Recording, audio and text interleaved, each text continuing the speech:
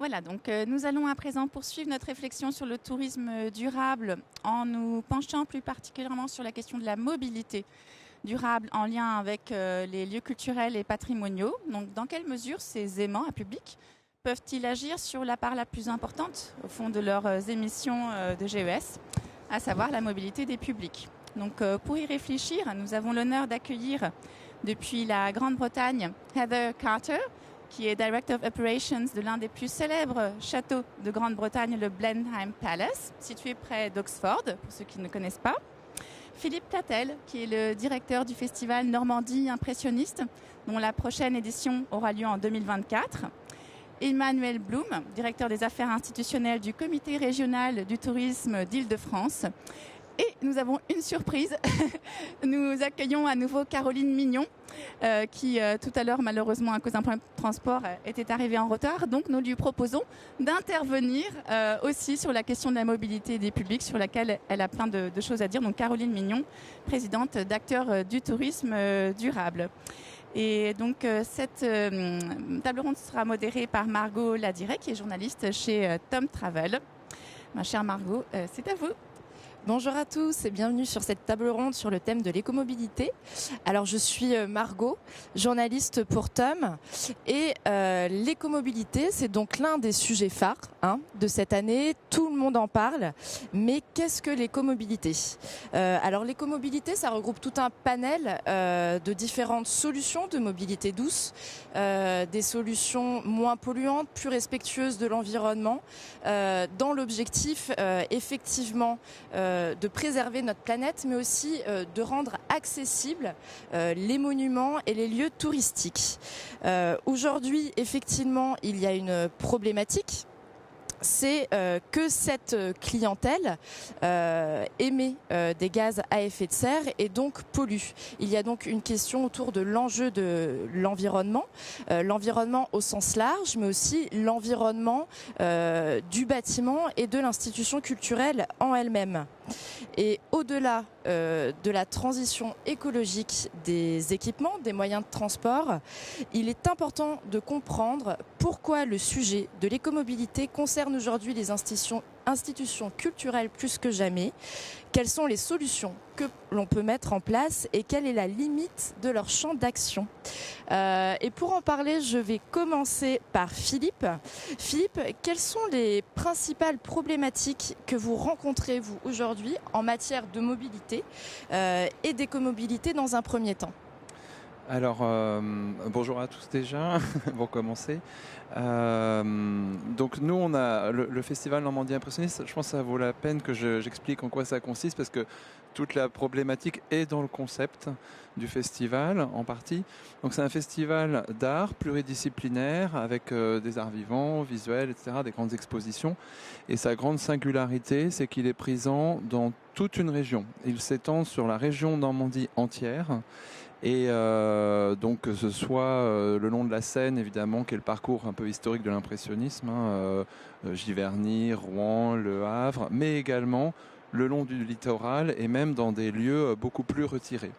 Et c'est ça d'ailleurs toute la problématique, c'est que c'est un festival qui dure assez longtemps, sur le printemps et une partie, voire même l'intégralité de l'été. Et on encourage le public à venir et à revenir et à aller voir tous les événements qui ont lieu dans l'ensemble de la Normandie. Alors, il y a des villes qui sont très accessibles, comme Rouen, Le Havre, et qui sont très accessibles entre elles, très connectées entre elles, par les moyens de transport tels que le train, principalement, Rouen, Le Havre par exemple. Et il y en a d'autres beaucoup moins. Donc ça, c'est notre principal, c'est ça notre gros problème en termes d'écomobilité. Et c'est un problème dont on prend conscience maintenant. Par le passé, en fait, un fondement du festival, c'est de créer aussi, d'encourager le public à créer des parcours dans la visite des différentes expositions, de poursuivre un récit sur l'ensemble des projets qui sont proposés sur le territoire. Et sur les éditions précédentes, par exemple, il y a des parcours qui sont proposés, mais jamais on s'est posé la question, et c'est pas du tout un reproche qu'on peut faire au passé, on le constate aujourd'hui tous sur ce sujet de l'écomobilité. On encourageait le public à aller à Rouen, au Havre, à Giverny sur 1, 2, 3 jours, mais sans se poser la question du tout de comment ils y allaient. Donc là, maintenant, la question est absolument pertinente et il est nécessaire d'y répondre. Donc c'est ça notre principal problème. C'est comment on continue d'encourager le public à vivre un festival qui est sur toute une région avec des distances qui sont assez longues. Quand on veut aller à Cherbourg au bout du Cotentin, c'est 3 heures de route depuis Rouen, encore plus depuis Paris. Et c'est pareil en train. Et autant, en fait, on se retrouve aussi sur un festival comme le nôtre face à un problème qui est plus général en France, qui est que parfois il est plus simple de passer par Paris pour aller de Rouen à Cherbourg que de faire le trajet directement. Donc c'est plein de problèmes qui se posent et qui nous mettent en relation avec des problèmes qui sont d'ordre national. Le problème de l'interconnexion au sein d'une région, il est pas uniquement celui de la Normandie. Il est le cas dans toute la région, dans toutes les régions de France. Oui, tout à fait. Et justement, Emmanuel, vous m'aviez parlé, vous, de la problématique du dernier kilomètre. Effectivement, on aurait tendance à penser que dans une région comme l'Île-de-France, ce soit plus évident que dans une zone rurale de se déplacer et de trouver justement des solutions d'écomobilité. Et vous me disiez que vous, votre principale problématique aujourd'hui, ce dernier kilomètre, on ne l'avait pas encore résolu. Oui, bonjour à toutes et tous. En effet, donc merci de l'invitation déjà. En effet, il ne faut pas oublier que l'Île-de-France est à 50% rurale et qu'un grand nombre d'équipements culturels d'ampleur, je pense à Fontainebleau, à Vaux-le-Vicomte, à Rambouillet, à Auvers-sur-Oise, sont éloignés ou d'accès compliqué en transport en commun lourd. Le cœur de la métropole, il n'y a aucun souci, le réseau de métro est un des plus denses du monde et on n'a pas de souci là-dessus. Dès qu'on commence à s'éloigner, évidemment, et Thomas l'a rappelé tout à l'heure, le fait est que les transports lourds desservent d'abord des agglomérations et ensuite, la problématique se pose réellement. Et quand on est une destination comme Paris et sa région, que notre ambition est certes de continuer à accueillir le monde, mais d'éviter des phénomènes de surfréquentation du cœur, mais on veut les emmener ailleurs. On veut leur faire découvrir le reste de la destination. On parlait d'impressionnisme, on veut les emmener à Auvers-sur-Oise, on veut les emmener à Chatou, on veut les emmener à Saint-Germain. Enfin, il y a énormément d'offres qui vaut le coup, mais sur lequel les solutions de mobilité durable sont vraiment compliquées encore aujourd'hui. Et donc on est même plutôt en retard, je pense, au vélo, les pistes cyclables sécurisées, les parkings sécurisés pour les vélos, même l'offre de location de vélos reste encore largement insuffisante par rapport à la demande et par rapport aux besoins que l'on aimerait pouvoir développer.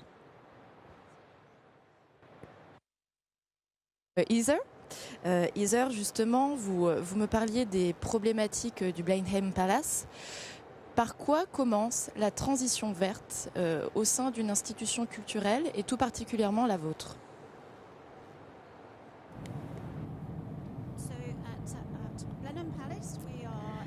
À Blenheim, nous sommes au centre de la région d'Oxford, mais nous sommes à 15 km de la ville la plus proche.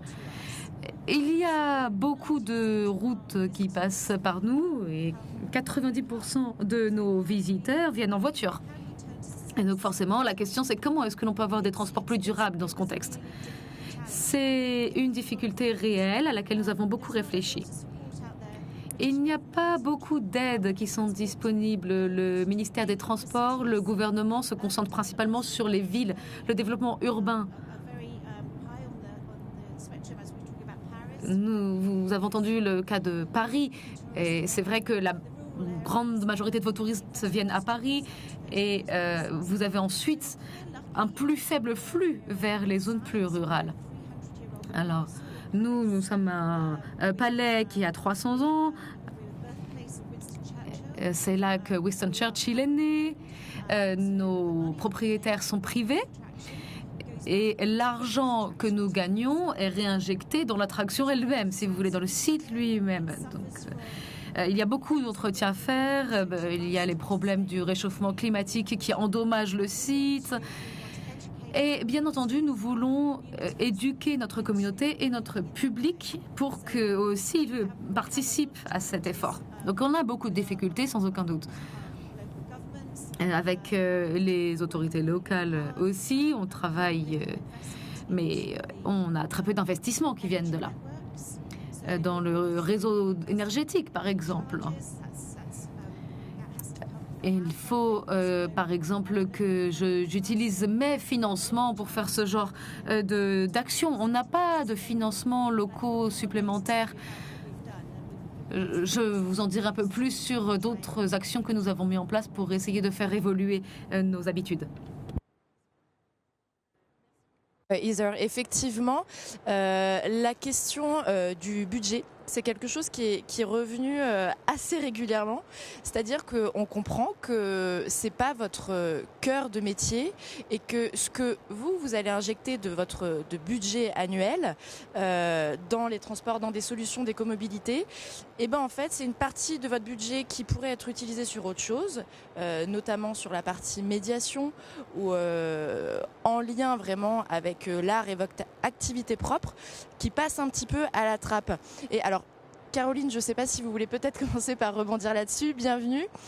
Caroline a été invitée au dernier moment pour cette table ronde, donc je le précise. Est-ce que c'est quelque chose qui potentiellement peut effectivement peut-être freiner ou rebuter les institutions culturelles à accélérer leur transition écologique, ce manque de budget ?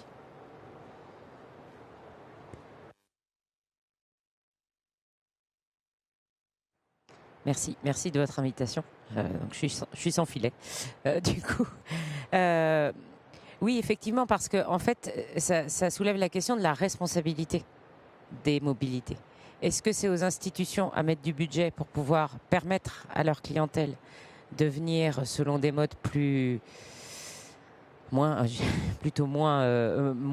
émissifs que la voiture individuelle? Sachant qu'il n'y a pas non plus que le vélo. Il y a d'autres modes d'écomobilité qui sont déjà moins émissifs que l'usage de la voiture individuelle. Donc en fait, pour moi, ça soulève cette question de la responsabilité. Aujourd'hui, les transports, c'est plutôt, et en France, c'est les régions qui sont en charge des transports, Emmanuel le sait évidemment, qui sont autorités organisatrices des mobilités. Donc après, la difficulté qu'on voit dans cette question de la mobilité qui n'avance que guère, on constate tous que ce soit des musées, que ce soit des festivals, que ce soit des hébergements ou des sites de loisirs, on constate tous, juste on fait le constat qu'il n'y a pas de solution de mobilité pour que les gens viennent massivement, donc dans leur grande majorité, avec des mobilités douces. Donc on est dans une forme de triangle de l'inaction, c'est-à-dire c'est pas à nous de le faire, c'est à la collectivité de le faire. Chacun se renvoie la balle. Voilà, la collectivité, elle dit le budget qu'on a sur la mobilité, il est d'abord pour permettre la mobilité des habitants du territoire. Le tourisme, c'est l'affaire d'une autre direction, etc. Donc en fait, chacun se renvoie la balle, effectivement, sur la mobilité. Et du coup, c'est un sujet qui n'avance que très peu. Il existe quelques initiatives intéressantes, mais on est quand même quasiment au point zéro de l'avancée sur ce thème-là. Alors on peut parler de vélo, moi j'aime beaucoup faire du vélo aussi, mais je pense pas que le vélo, il faut pas s'en tenir à ça. Le vélo ne déplacera pas la totalité des touristes demain. Donc on peut dire il faut qu'il y ait plus de vélos, il faut qu'il y ait plus de pistes cyclables, il faut qu'on puisse mettre les vélos dans les trains. C'est pas encore beaucoup le cas, un TER, je crois qu'on en met 3 vélos, enfin très peu. Mais c'est pas, je pense que c'est pas la solution absolue, en fait, le vélo. Par contre, travailler sur des systèmes de navettes électriques, navettes autonomes, on commence à en voir, même si c'est pas complètement encore très au point. Voilà, c'est plutôt ça, faire en sorte que les lignes régulières de bus, là pour le coup j'ai fait l'expérience de ça, que les lignes régulières de bus puissent être maintenues le week-end quand il y a des touristes, ou en soirée, parce que les touristes ils sortent un peu le soir, ou pendant les vacances. C'est des lignes qui existent déjà, donc il n'y a peut-être pas besoin de tout réinventer, mais d'essayer déjà de partir de l'existant et de faire en sorte que la mobilité, on la conçoive quand on est une collectivité, non pas uniquement pour les habitants, mais aussi pour les personnes qui seraient susceptibles de venir visiter notre territoire. Et ça, il y a encore relativement peu, à part quelques territoires extrêmement touristiques comme Paris notamment et l'Île-de-France, mais il y a encore relativement peu d'accès aux lignes de mobilité locales pour organiser pour les touristes. Et effectivement, lorsque j'ai échangé avec vous, Philippe, vous, le festival impressionniste, c'est un festival donc, qui se déroule dans une région tout entière. Donc, comme le disait Caroline, se déplacer en vélo, voilà, partir d'Étretat et finir à Rouen ou à Caen, c'est quand même compliqué. Ou alors, il faut vraiment avoir des bonnes jambes. Mais bon, bref, tout le monde n'est pas surentraîné. À quelle solution vous avez pensé? Et surtout, je me souviens, vous m'avez dit quelque chose d'assez intéressant. Comment aussi inciter les voyageurs à choisir ce mode de transport? Et ça passe aussi peut-être par l'intégrer directement au parcours de médiation. Alors, oui, effectivement, je rebondis peut-être d'abord sur le vélo, parce qu'en Normandie, pour le coup, on a un beau réseau de pistes cyclables, plein d'associations. Les équipes de la région du tourisme les mettent beaucoup en avant. Mais bon, effectivement,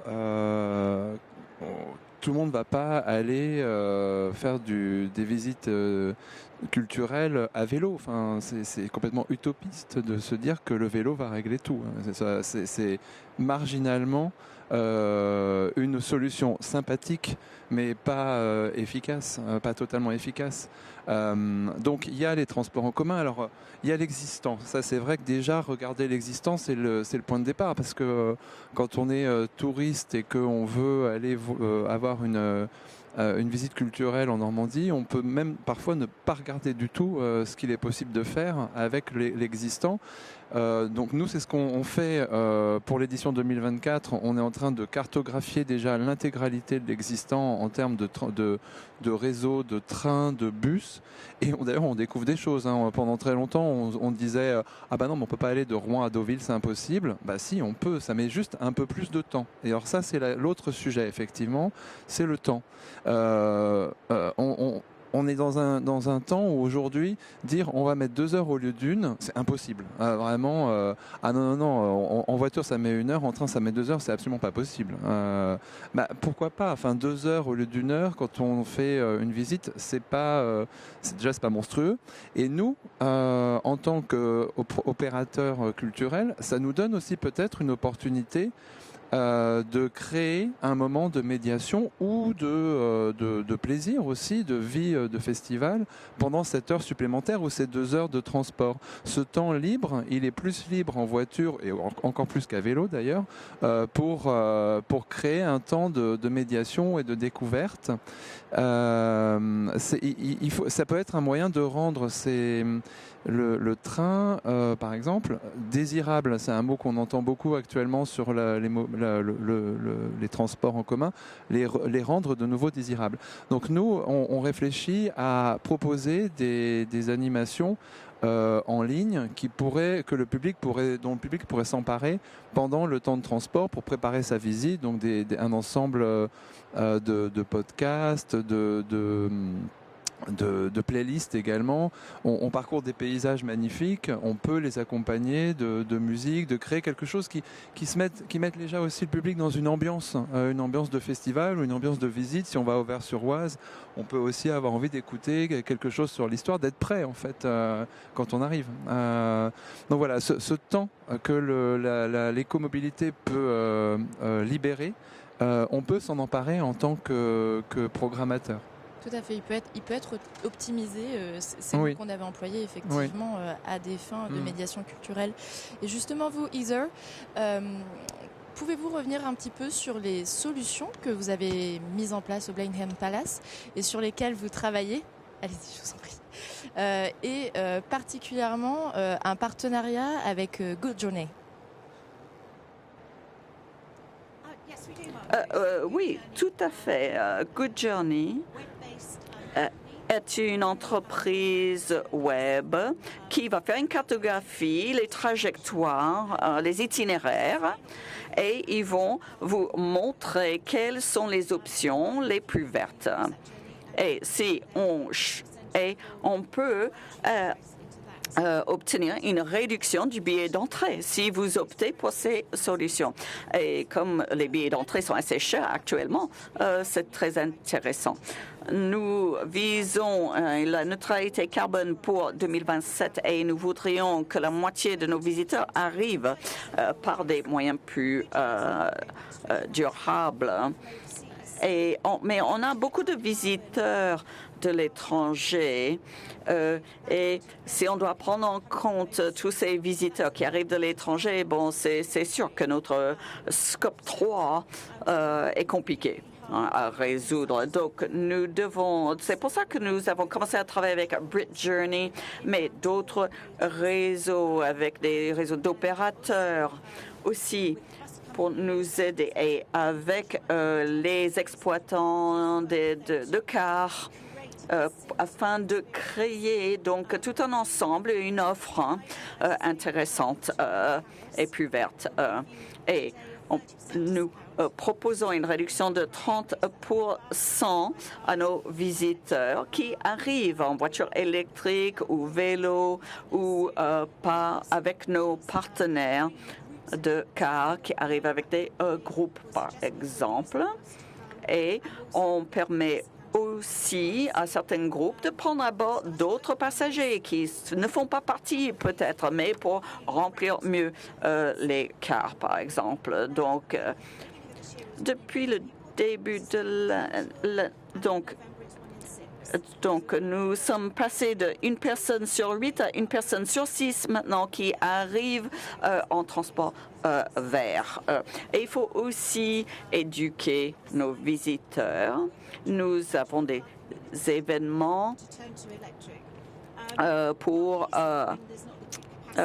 parler plus de la mobilité électrique et nous travaillons actuellement pour avoir plus d'énergie solaire. Bon, il faut obtenir la permission de l'installer, mais cela veut dire qu'il faut travailler aussi avec les entreprises énergétiques. Mais nous avons fait beaucoup de pas dans le bon sens et nous voulons vraiment donner des encouragements à nos visiteurs grâce à des réductions de billets, par exemple.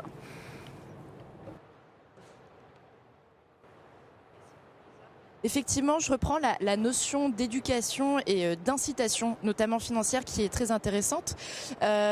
Emmanuel, est-ce qu'aujourd'hui, vous pouvez revenir un petit peu sur les projets sur lesquels effectivement la région Île-de-France travaille, ce qui a été mis en place. Je pense que ça complète assez bien les propos d'Heather. Alors oui, il y a plusieurs choses sur lesquelles on peut, je pourrais essayer de commenter. En direction des établissements culturels, c'est qu'il y a quand même des fonds d'aide, d'investissement qui permettent d'investir par exemple dans du parking à vélo. Je sais que c'est pas idéal, il n'y a pas que le vélo, mais c'est en même temps extrêmement important dans la possibilité d'expérimenter des solutions de mobilité, notamment du transport à la demande. Île-de-France Mobilité est de plus en plus ouvert à ça. La région souhaite vraiment pouvoir le développer. Donc ça, c'est des choses qui sont extrêmement intéressantes.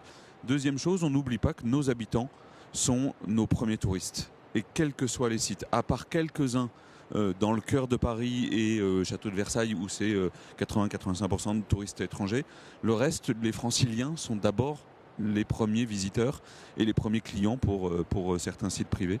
Et c'est pour ça que, par exemple, la région a créé le Pass Navigo Culture. Je ne sais pas si vous le savez, mais avec votre Pass Navigo, vous avez accès à 300 sites culturels qui vous offrent, pour la plupart, une réduction parce que vous avez un Pass Navigo. Donc ça, c'est on va faire un petit sondage un petit peu amusant dans la salle. Qui dans la salle était au courant qu'il y avait un Pass Navigo Culture ? Oui, mais vous êtes de la culture, donc ça triche. Mais c'est ça, le public est un peu concerné directement. Ouais. Parce que personnellement, j'étais pas du tout au courant. Mais la communication n'a pas été bonne, soyons très honnêtes. C'est sans doute une différence de culture là entre l'opérateur de transport Île-de-France Mobilité qui porte ça et nos stratégies classiques de communication. Mais voilà, donc il y a ce type d'outil qui fonctionne extrêmement bien. On sait que le prix est un moteur évidemment extrêmement important. est un moteur important et incitatif, d'autant plus en ce moment avec une période inflationniste. Et donc le fait de pouvoir avoir quelques euros de réduction quand on vient en famille, quand on vient et grâce au transport en commun, grâce au Pass Navigo, c'est quand même un élément extrêmement intéressant. Donc il y a des bilans ça va prendre du temps, on le sait, la communication est largement insuffisante, il faut qu'on en fasse plus, il faut qu'on ait plus d'établissements culturels aussi qui jouent le jeu, mais on a assez confiance que ça fonctionne. Je vais revenir vers vous, Caroline. Caroline, effectivement, pourquoi aujourd'hui le sujet d'écomobilité est un sujet dont s'emparent les institutions culturelles, les acteurs publics ou privés, alors qu'il y a 10 ans, c'était pas du tout un sujet, on n'y pensait même pas. Qu'est-ce qui a changé depuis ? Il y a 10 ans, les enjeux climatiques n'étaient pas un sujet, en fait. Globalement, on en parlait peu, on savait, c'était très peu communiqué. La grande majorité des gens, y compris moi, qui suis pourtant maintenant très impliquée, on était extrêmement peu sensibilisés. Donc du coup, on ne se posait pas la question de comment on allait se rendre sur tel ou tel endroit, et on ne se posait pas non plus la question, on commençait à se poser la question de trier ses déchets, mais ça allait pas au-delà. Aujourd'hui, il y a quand même eu, je dirais, ces 2-3 dernières années, beaucoup d'informations sur tous ces sujets-là. Il y a eu une prise de conscience. Il y a eu le Covid aussi qui est passé par là, qui a été l'occasion de beaucoup parler des enjeux climatiques. Il y a eu malheureusement beaucoup d'événements climatiques extrêmes qui ont fait qu'on en a parlé. Il y a les rapports du GIEC qui ont enfin eu un petit peu d'écho dans les médias. Donc, ils ont même fait une campagne dans le métro parisien. Donc voilà, on parle de mobilité comme on parle du reste... Enfin, comme parce qu'on l'identifie comme un des points liés à ces enjeux climatiques sur lesquels on est un peu plus au courant des choses. Les gens, je pense, c'était pas une question de manque d'intérêt, c'était une question de manque d'information sur ces sujets-là. Quand on comprend pas pourquoi on nous demande de faire telle chose ou telle chose, d'économiser l'eau ou de trier ses déchets, si on ne sait pas le pourquoi du comment, on le fait pas. Globalement. Donc la mobilité, c'est pareil. Et moi, je voulais réagir. Il y a plusieurs choses qui ont été dites qui me. J'ai pris des notes du coup sur mon téléphone puisque je suis un peu sans filet, comme je le disais. Voilà. Il y avait. Nous, dans le tourisme, on travaille beaucoup sur le slow tourisme. Hein, c'est le grand truc marketing du moment. Bon, qui n'est pas que du marketing, qui a plein de vertus. Et c'est pourquoi le fait de passer 2 heures dans un train plutôt qu'1 heure en voiture, c'est pas du tout un problème quand ça s'inscrit justement dans un mouvement qui est très encouragé aussi par les institutions publiques de slow tourisme, c'est-à-dire on va passer un peu plus de temps, on va faire en sorte que le voyage, et ça c'est aussi une tendance qu'on voit dans les études de plus en plus, c'est que pour les gens le voyage fait partie des vacances, c'est-à-dire qu'on est en vacances au moment où on ferme sa porte, plus uniquement au moment où on arrive sur site. Donc ça veut dire qu'on est prêt à passer un peu plus de temps, à faire ce voyage un peu différemment. Et du coup, je trouve que, j'ai beaucoup aimé ce que vous avez dit sur le fait d'utiliser ce temps de train pour de la médiation. Et pour moi, ça s'inscrit complètement dans les démarches de slow tourisme. Et c'est là que justement que les acteurs ont des choses à se raconter entre la culture et le tourisme. C'est que ça peut être des offres tout à fait intéressantes. Nous, donc sur les mobilités, je voulais dire aussi qu'à Acteurs du tourisme durable, on a ce projet d'une commission mobilité. On a commencé à initier des relations avec la SNCF, notamment, pour voir comment est-ce qu'on pouvait agir mieux pour développer aussi l'usage des trains en France au niveau national par les touristes. Et travailler sur la mobilité pour des territoires, je voulais dire que c'était aussi un moyen, et pour les sites culturels, un moyen d'agir sur la question de la gestion des flux touristiques. Emmanuel a rapidement parlé de la surfréquentation à Paris. La très grande majorité des territoires souffrent plutôt de l'effet inverse, c'est-à-dire un peu de sous-fréquentation, et qu'ils aimeraient bien recevoir un peu plus de monde. Et en fait, travailler sur ces mobilités et pouvoir offrir des possibilités d'aller découvrir avec des écomobilités, des sites auxquels on n'aurait pas forcément pensé. Disons que, en fait, que les modes de mobilité puissent être un critère de choix des endroits qu'on visite. C'est aussi de pouvoir agir directement sur l'offre, de pouvoir désengorger des endroits qui sont engorgés, de pouvoir valoriser des endroits qui aimeraient bien bénéficier un peu plus de la manne touristique. Donc c'est aussi, voilà, agir sur les mobilités, c'est non seulement agir sur la décarbonation de notre activité, mais c'est aussi agir sur l'expérience, une expérience renouveler et favoriser pour les visiteurs et faire bénéficier d'un point de vue économique d'autres territoires de la manne touristique. Alors justement sur la question des flux, je vais y revenir. Emmanuel m'avait dit quelque chose qui m'avait marqué. On assume d'accueillir le monde et on veut continuer d'accueillir le monde, mais l'enjeu maintenant c'est de les accueillir de la bonne manière.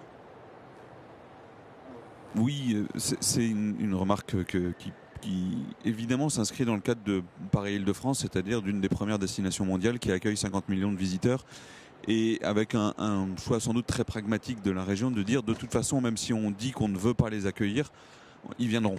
Et on le voit en ce moment, la fréquentation touristique a repris, et à part l'Asie qui avait notamment la Chine qui était complètement fermée, le monde entier est revenu, et voire même un peu plus revenu qu'auparavant. Et donc la résilience de la destination, elle est réelle. Donc la question, elle est de se dire évidemment il faut qu'on favorise pour les Européens et les Français l'accessibilité en train notamment, parce que c'est mieux que l'avion et que ça a un impact bien moindre que l'avion, mais c'est aussi de se dire que dans notre destination, parce qu'on est une des premières destinations mondiales, qu'on donne l'exemple et qu'on essaye de passer un cap durable, notamment sur l'écomobilité, parce que c'est une des compétences phares de la région, qui doit permettre d'expérimenter, qui doit nous permettre collectivement d'innover et de tester des choses qui marcheront pas, mais qui nous permettent, parce qu'on est une destination de masse aussi, de garantir une rentabilité à un certain nombre de solutions. Bien sûr. Et vous, Philippe, vous me parliez justement de la notion de cohérence. Vous m'expliquiez donc que le festival impressionniste en Normandie, c'était pas toujours dans des lieux fermés et des institutions culturelles, mais typiquement, il y avait parfois des expositions qui étaient dans la forêt. Donc, effectivement, créer une route ou déranger la faune et la flore avec des bus qui arrivent avec des centaines de touristes, tout simplement, il n'y a pas de cohérence et pas de respect de l'environnement, tout simplement. Donc oui, ça c'est quelque chose auquel on s'est confronté, mais positivement, hein. Lors du dernier événement qu'on a créé qui s'appelait les Nuits Normandie Impressionnistes au mois d'août dernier, qui était un événement un peu flash sur un week-end, où on a créé des moments un peu inattendus, dans des lieux inattendus, à des heures inattendues aussi, au coucher du soleil, au lever du soleil. Donc on a fait par exemple ce concert en plein milieu d'une forêt, mais on a travaillé avec l'ONF évidemment. On n'arrive pas dans une forêt comme ça en posant sa technique et ses chanteurs, hein. Et l'ONF a été extrêmement, les équipes ont été extrêmement méticuleuses sur la manière de le faire.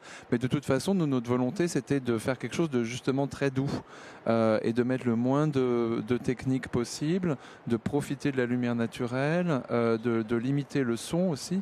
Donc de toute façon, c'est un travail qu'on a fait avec l'ONF. Alors en termes de mobilité, pour le coup, on est revenu sur ces problématiques de problèmes de triangle de décision et de qui paye in fine, parce que donc on décide de faire ce concert dans la forêt, mais après il faut y aller dans la forêt. Donc c'était pas une forêt très très très lointaine de Rouen, mais tout de même. Donc on a organisé un système de navettes. La métropole de Rouen nous a dit très bien, oui, on vous met en contact avec le transporteur. Et puis, en revanche, c'est nous qui recevons le devis et la facture, quoi. Donc ça, c'est effectivement c'est ce dont on parlait au début. C'est si ça, on peut le faire une fois pour un concert, mais si on le fait pour par exemple là, c'était sur un week-end de 3 jours. Si sur un festival de 5 mois, on paye toutes les navettes, on fait plus d'expo, parce qu'en fait, ça coûte le prix. Une navette fois 300, ça coûte le prix d'une expo, en fait, hein. Donc ça, on revient vraiment sur cette histoire de si on fait ça, on fait plus notre métier. De budget, ouais, tout à fait. Ouais. Mais pour revenir à la cohérence, oui, on parle de cohérence parce que on célèbre un mouvement qui a pratiqué en plein air, qui a regardé la révolution industrielle et ses effets sur le paysage. Donc 150 ans après, on se pose la question de notre relation avec ce paysage et de l'impact de notre vie et de la révolution numérique aussi sur ce paysage. Donc on ne peut pas faire n'importe quoi vu l'héritage qu'on invoque. Ça, c'est certain. Et effectivement, comment l'écomobilité, alors je vais m'adresser à Heather, je vais vous laisser la parole, comment l'écomobilité peut effectivement nous aider aujourd'hui à réguler nos flux. On parlait effectivement de la problématique du surtourisme, de l'overtourisme, et surtout peut-être favoriser aussi l'économie locale, parce que quand on développe des solutions d'écomobilité, on développe aussi donc le réseau de transport et on facilite l'accès à des lieux précis, à des régions qui n'ont pas forcément, au-delà de la solution de la voiture individuelle, d'autres options.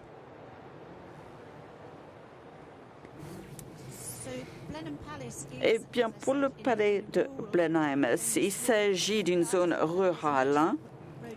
Il y a les routes, mais plus on s'approche du palais, plus petites sont les routes.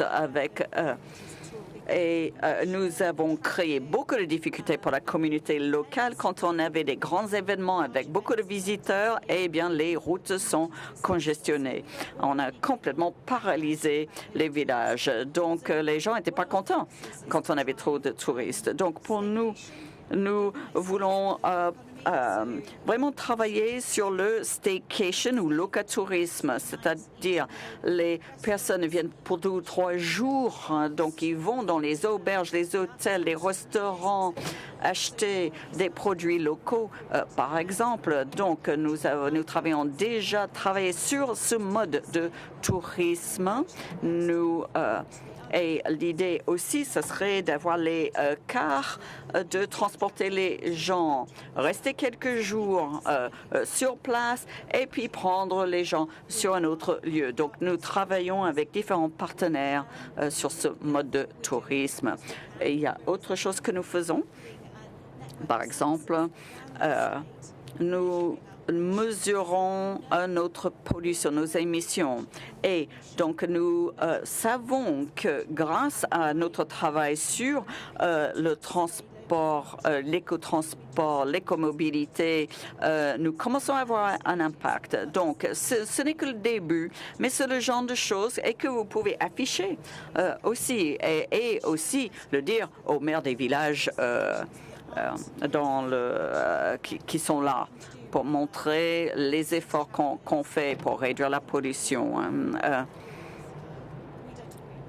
Mais c'est vrai que nous devons travailler dans notre communauté avec pour un bon voisinage aussi. Donc, on travaille au-delà du palais.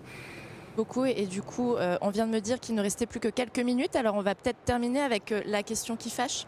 Caroline, je ne sais pas si vous souhaitez y répondre parce que vous n'avez pas été trop préparée, donc si quelqu'un souhaite prendre la parole, est-ce qu'aujourd'hui il y a une réelle nécessité à renforcer ou du moins à améliorer les liens justement entre les acteurs publics et les institutions culturelles, donc les acteurs publics qui sont en charge du transport, puisque comme Philippe le rappelait, en fait, on veut bien mettre des choses en place, mais il y a un moment, en fait, c'est plus notre cœur de métier et on n'a pas la main mise dessus. La décision ne peut pas venir de nous. Et est-ce que cette collaboration, justement, et cette entraide ne peut pas être améliorée et renforcée? Est-ce que quelqu'un... Manuel. Je voudrais faire part d'une expérience, c'est que je pense sincèrement que les opérateurs de transport, et en particulier SNCF, ont entamé une révolution culturelle sur la question de la fréquentation touristique. Je le vois en Île-de-France, où Transilien SNCF s'ouvre vraiment à la fréquentation locale, fait des campagnes de communication dans les trains, dans les gares, sur l'offre culturelle locale notamment, à destination des habitants comme à destination des visiteurs.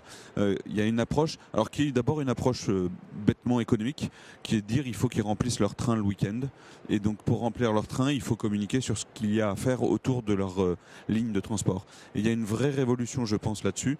Tous ne l'ont pas encore complètement, c'est long, c'est lourd, comme toujours dans les transports publics, il faut 10 ans pour que des choses se fassent, parce que les investissements sont tels que c'est trop long. Mais moi je suis très optimiste là-dessus. Je suis convaincu que les choses évoluent de plus en plus et que on va vers du mieux, sans doute beaucoup trop lentement par rapport aux enjeux, mais on va vraiment vers du mieux. Je reprends un autre exemple, on parlait des vélos dans les trains. Le fait est que nos trains datent d'il y a 30 ans. Et donc il y a 30 ans, la problématique de mettre à disposition des espaces pour garer les vélos n'était pas du tout dans les commandes publiques. Il faut 30 ans pour renouveler, ou 40 ou 50 ans pour renouveler du matériel ferré lourd. Et donc dans 30 ans, peut-être que tout se passera bien mieux. Comme vous le dites, on manque un petit peu de temps quand même face aux enjeux climatiques. Caroline, vous voulez peut-être conclure ou rajouter quelque chose? Oui, je voulais pour avoir quelques minutes. Voilà, je voulais ajouter juste 3 petits points. Que effectivement, c'était très bien qu'on se soucie des écomobilités. J'ai pas du tout parlé du bilan des émissions de gaz à effet de serre du secteur du tourisme qui a été réalisé par l'ADEME en 2021. Il faut savoir, je voulais juste donner ce chiffre-là, que la mobilité, ça représente 77% des émissions de gaz à effet de serre de notre secteur, que c'est en gros, la grosse partie, c'est l'acheminement évidemment des voyageurs pour arriver à destination, mais il y a quand même 6% de ces émissions qui sont les transports locaux. Donc on peut déjà aussi agir dessus. C'est toujours ces éléments-là de prix et l'acheminement, bien entendu, on peut pas faire abstraction. Il faut, et c'est ce que vous disiez, il faut aussi mixer ces clientèles avec la clientèle qui soit plus locale. Ce que je voulais dire aussi, ce que ça m'a éveillé comme idée, ce qui a été dit, c'est pourquoi, et encore toujours sur l'idée de ce rapprochement entre le secteur de la culture et du tourisme qui a que peu dialogué, c'est pourquoi est-ce qu'on n'utilise pas aussi plus les compétences de médiation de toutes les institutions culturelles dont c'est le cœur de métier, pour aussi nous aider à sensibiliser plus les touristes qui viennent. Nous, on a un gros sujet sur la sensibilisation des voyageurs, des touristes, et je me dis que tout le secteur culturel, il a cette compétences de médiation, et peut-être que là aussi il y aurait du dialogue à affirmer et à développer avec entre nous. Et je voulais dire, non pas pour faire de la publicité, mais pour les institutions culturelles que ça intéresse, que Acteurs du tourisme durable n'est pas réservé à des acteurs du tourisme pur, mais qu'on a aussi des sites culturels qui sont présents parmi nos membres, et que accueillir des structures culturelles à l'intérieur, ça nous permettrait de bien avancer sur ce dialogue que j'appelle de mes voeux. Merci à vous quatre en tout cas, et en particulier à vous Caroline, puisque voilà, c'était un peu du dernier moment, mais vous vous en êtes très bien sortie. Est-ce qu'il y a éventuellement des questions dans le public ?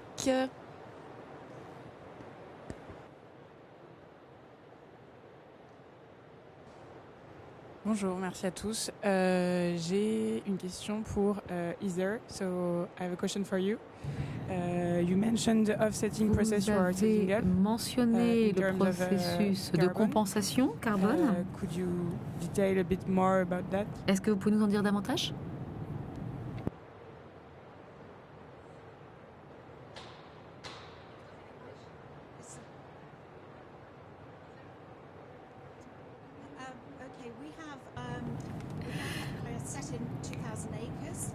Nous avons 200 acres de territoire avec un programme de plantation d'arbres important qui a été mis en place.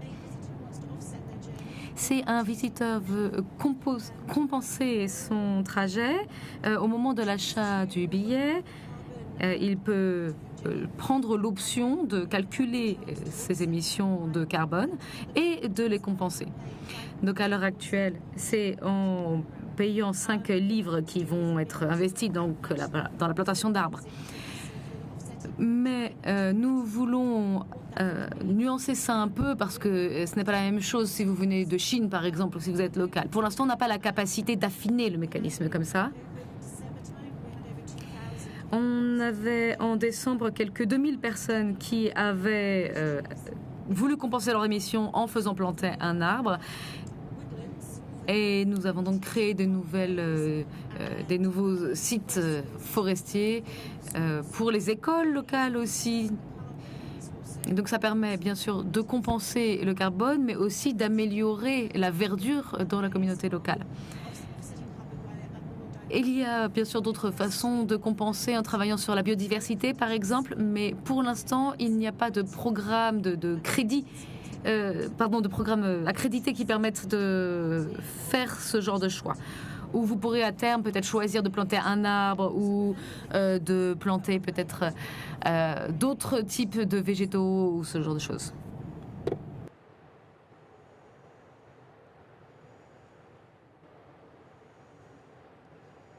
On a encore un petit peu le temps, 5 minutes.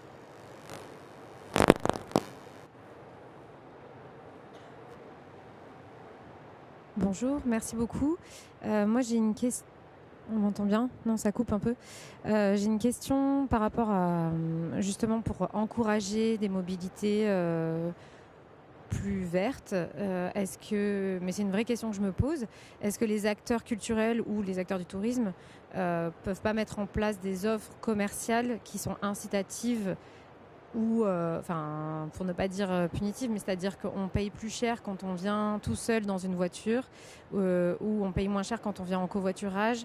Est-ce que c'est pas des leviers qu'il devient pressant de mettre en place, qu'on a voulu éviter jusqu'à maintenant pour laisser chacun libre, etc. Mais face à l'urgence climatique, comme on en parle depuis le début, est-ce qu'on n'a pas, nous, une responsabilité aussi à encourager ce genre de pratique par des leviers tarifaires qui sont bien souvent la première décision aussi. Donc ouais, c'est une vraie question que je me pose. Et aussi juste pour dire que la notion de développement durable dans la culture, en tout cas les mobilités, il me semble que ça fait un peu plus de 3 ans, juste par rapport à ce que vous disiez. L'agenda 21 de la culture date de 2004, donc ça fait déjà un petit moment que, en tout cas, les acteurs culturels se posent la question du développement durable dont la mobilité fait partie.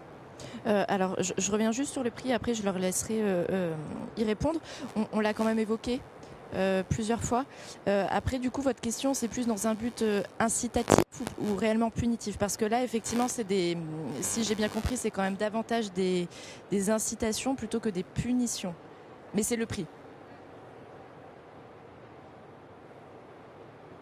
En fait, je voulais pas dire le mot tragique de punitif, mais c'est un mot qui revient quand même dans plusieurs colloques au sujet du développement durable, etc. Est-ce qu'en effet, en fait, la vraie question, c'est est-ce que en tant qu'acteur, on n'a pas une responsabilité à devenir punitif, justement, sur de ce qu'on considérait comme de mauvaises pratiques, voilà, de mobilité ou voilà.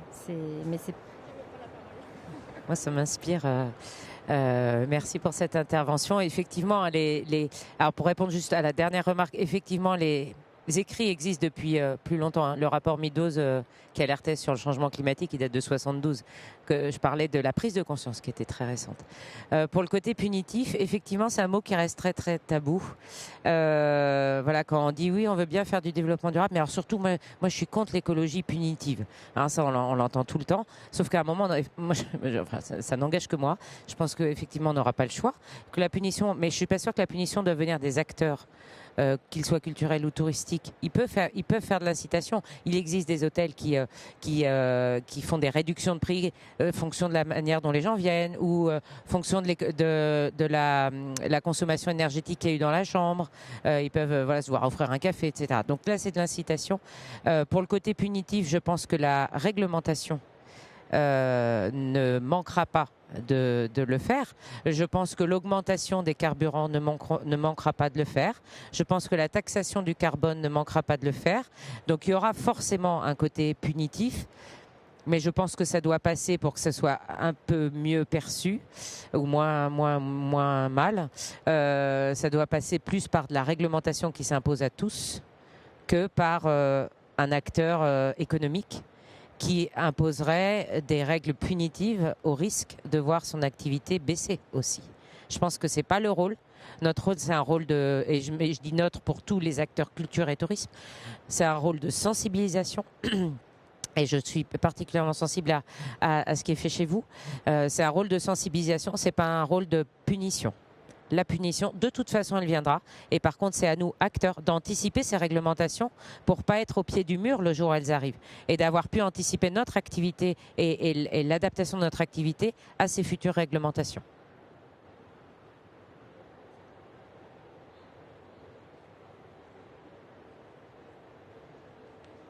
Dernière question. Bonjour, merci pour ce débat très intéressant, pour vos interventions aussi vraiment éclairante. Moi, je vais, comme ma collègue auparavant, peut-être employer un gros mot qui n'a pas été... Oui, ça coupe un peu. Qui n'a pas été employé, c'est le terme de décroissance. On voit que certains festivals, le festival Panorama à Morlaix, qui a renoncé, qui a décidé de réduire de 50% sa jauge, justement pour être plus en phase avec des objectifs de développement durable. On voit que effectivement, on peut plus aller dans une course au gigantisme dans l'organisation d'événements culturels, d'expositions blockbuster, des choses comme ça, où les gens vont faire un aller-retour en avion pour venir voir une exposition. Est-ce que justement le secteur culturel et le secteur touristique, de manière globale, ne doit pas commencer à penser une certaine forme de décroissance sans pour autant, et qui pourrait d'ailleurs ne pas être préjudiciable à l'expérience de visite, puisque quand on visite une exposition au musée d'Orsay, au musée du Louvre, où on est compressé dans des salles, on ne peut voir aucune œuvre de manière qualitative, est-ce que la décroissance n'est pas une option ? Je peux peut-être répondre à cette question parce qu'elle a été au cœur de l'organisation de... Oh, c'est bizarre. Elle a été au cœur de l'organisation de l'événement Les Nuits Normandie Impressionnistes qu'on a justement organisé de manière beaucoup plus locale que par le passé. On a créé que des événements qui mobilisaient aussi des compagnies locales. On a travaillé sur la mobilité. Et ce qu'on a constaté, par exemple, je parlais de ce concert dans la forêt. Ça, c'est un bon exemple parce qu'en fait, on l'a fait avec un partenaire à Rouen, le 106, qui est un lieu de musique actuelle. Et d'habitude, tous les printemps, ils ont un gros festival avec des grandes scènes, plein de foules, etc. Et à l'issue, on a fait ensemble ce concert dans la forêt. Et ça a tellement bien marché que en fait ils ont décidé de reconfigurer leur festival qui s'appelle Rush du printemps en faisant des petits événements comme ça beaucoup plus local, beaucoup plus humble que la grosse machinerie avec les grandes scènes. Et donc en fait cet événement a inspiré un ajustement de leur modèle. Donc c'est clair que cette réflexion elle est en cours un peu partout et chez nous. Alors après, effectivement, même aussi sur les projets d'exposition, parce que vous évoquiez Orsay et nous pendant Normandie Impressionniste, il y a des grandes expositions. On est aussi en train de réfléchir à des projets qui seront beaucoup plus... qui sont très ambitieux, mais plus simples aussi en termes de transport, en mobilisant des prêts qui viennent pas forcément tous de la terre entière, etc. Ça, c'est clair.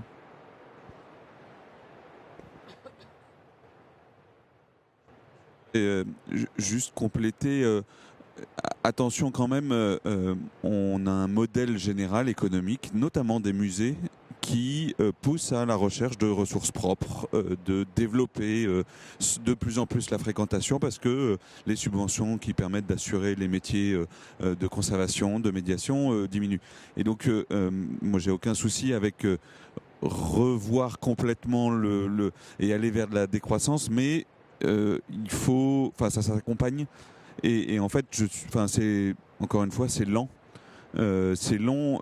Un festival peut le faire parce qu'il est à un moment donné, parce qu'il a des ressources aussi et qu'il mobilise des moyens différents s'il décide de réduire sa jauge. Un musée avec des équipes permanentes peut moins le faire aujourd'hui parce que les ressources qui viendront équilibrer son budget ne seront pas là.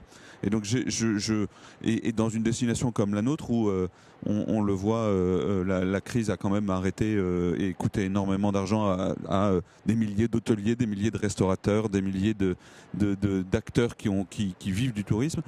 Repenser le modèle est sans doute assez facile à dire, en réalité d'une complexité sans nom. Ça ne veut pas dire qu'il ne faut pas le faire, c'est pas mon propos, mais ça veut dire qu'il faut changer complètement les choses. Et il y a une réalité qu'on ne changera pas, c'est qu'un touriste chinois amènera toujours beaucoup plus d'argent qu'un francilien. Donc, mécaniquement, les acteurs, un certain nombre d'acteurs qui ont besoin de beaucoup d'argent pour vivre, et je parle de grands musées, je ne parle pas d'hôtels ou autres, mais de grands musées, vont préférer, parce que c'est beaucoup plus rentable, aller chercher du chinois plutôt que du francilien. Alors, ils feront les deux, évidemment, et je caricature, mais voilà, j'insiste juste, c'est long si on veut changer l'intégralité du modèle d'une destination et de la fréquentation touristique d'une destination comme la nôtre. Merci beaucoup. Est-ce que je peux dire Alors, juste 2 mots, un exemple très rapide. sur la décroissance, effectivement, qui est encore considérée comme un gros mot. On a le droit de parler de sobriété, mais pas encore de décroissance, globalement. Non, je voulais juste dire, par exemple, sur l'expérience de tourisme, il y a eu les calanques qui ont eu des quotas cet été, enfin certaines calanques, une calanque, je crois, dans le sud. Et en fait, les retours sont plutôt positifs, que ce soit de la part des habitants et de la part des touristes eux-mêmes qui ont vécu une expérience qui était autrement meilleure que quand ils étaient 3000 dans la calanque sur la journée. Donc je pense qu'il y a des initiatives qui sont inspirantes et qui vont dans ce sens-là, mais de manière douce. Voilà. Pour cet échange très intéressant, merci à vous 4 et puis merci au public pour les questions. Et puis on laisse la place. Bonne journée à vous.